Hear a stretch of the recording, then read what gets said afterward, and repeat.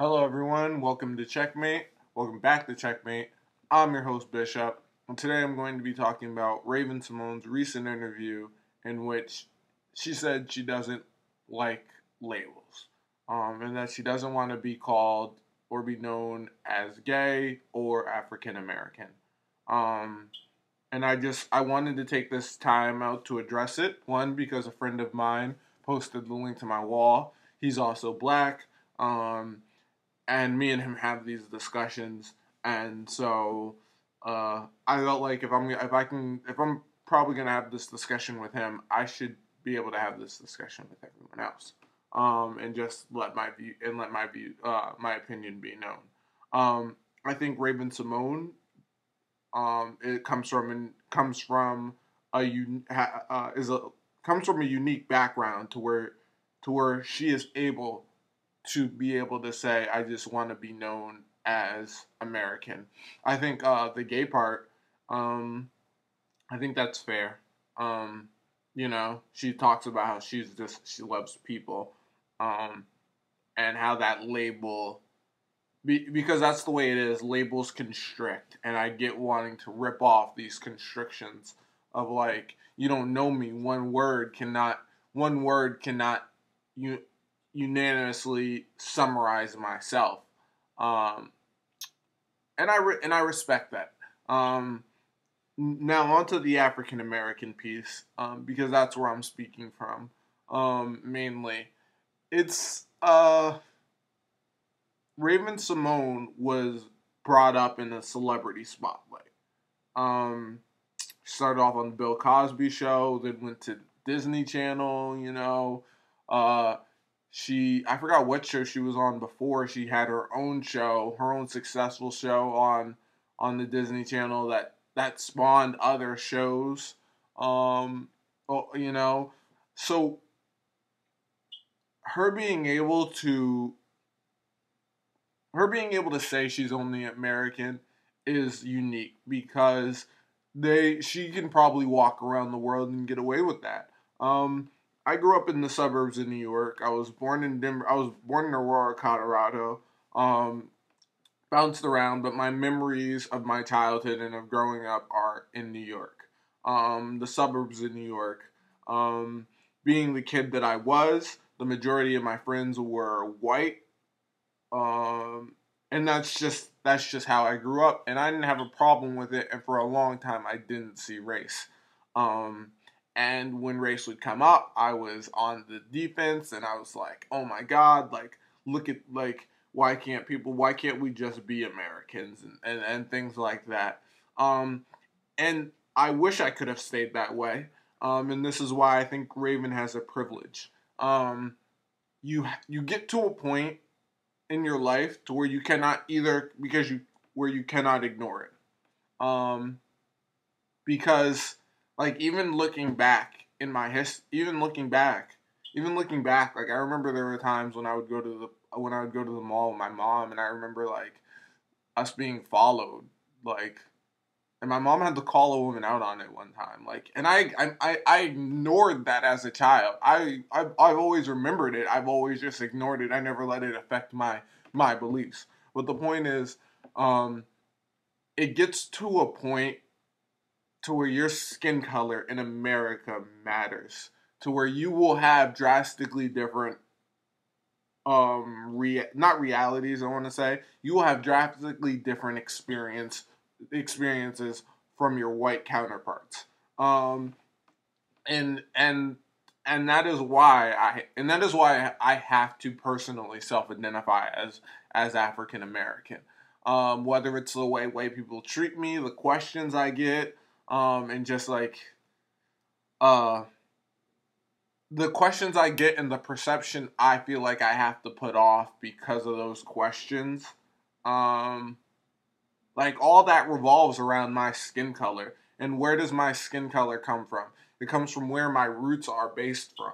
So it comes from Africa. It's why I can never it's why when I self-identify in this country, I can never drop the African American part. It's why if I go it's when I start traveling abroad, like It's why if they ask me my race, it's why I'd have to say African American. Because if you have darker skin, if you have African skin in this country, your life is different. Whether and even because, like I said, I grew up in the suburbs, so like you gotta understand, dude. From elementary school to ninth grade, I I was semi particularly colorblind. You know, it didn't matter to me. My friends were just my friends. I didn't have white friends, black friends, so and so. I just had friends.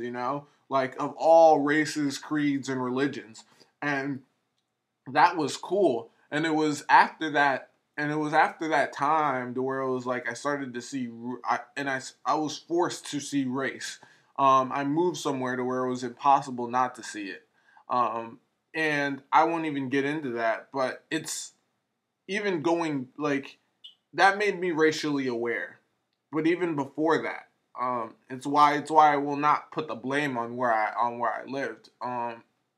Like because it's I ignored, like I said before, I ignored pieces in my history, dude, to where it was like when my mother was followed around in a store, like because they thought we were stealing and things like that, dude, to where like my friends would ask me questions. I had a friend and I never got this, dude, growing up in the little like closed off nice area where I lived in the suburbs. I lived in a really nice area to where like the really, really big houses were like just down the block. I had a nice house, but like the really, really big rich houses were down the block. And I could play with all the other kids, dude, but there was this one kid, one family to where like all the other kids could go inside, not me, you know? Like that was the type of things I ignored, like those are the type of no one knew. And I remember like a couple of friends would say they're racist and I would be like, yeah, ignore it. I had an Indian friend who'd be like, dude, they're racist. And I'd be like, dude, ignore it, and it's, you self-identify. You can self-identify with. You have to identify with things that identify with you. Raven Symone is able to stand in front of a camera and say, "I don't want to be identified as African American. I'm just American." She says she's made up of all these parts, and I agree. So am I. I am the sum of American culture. Like this melting pot. I can, like Spanish food, Haitian food, like the accent and the accent and so the way white people speak, it's like I come from all these cultures, Indian food, like all these different cultures affect me, and I like growing up as an American like as an American second, like as an American period, like I have this ability to like to reach in and take all these cultures in and to bring them into myself.